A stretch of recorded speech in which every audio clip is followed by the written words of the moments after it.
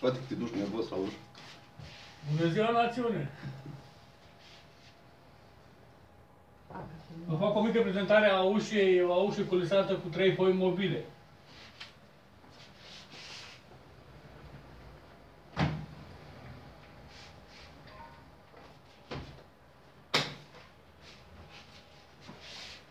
E o ușă culisată cu 3 foi mobile. Toate 3 foile culisează pe fiecare șină separat. Ea este o ușă pentru interior să fac ușile acestea, dar aici clientul a vrut să închidă un spațiu în care avea un curent foarte mare. Și am pus această ușă și ca să deschidem spațiul cât mai mare am folosit 3 foi mobile.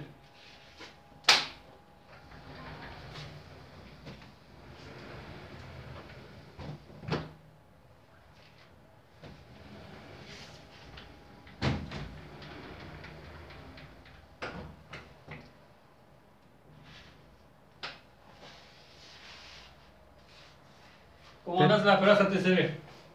O zi frumoasă!